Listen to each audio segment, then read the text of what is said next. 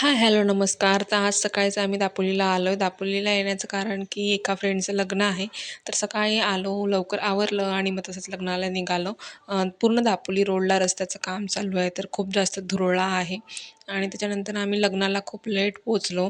लग्न वगैरे लागून झालं होतं, रिसेप्शन होतं, तसा आम्हाला अंदाज होताच की आम्ही थोडं लेट पोहोचू.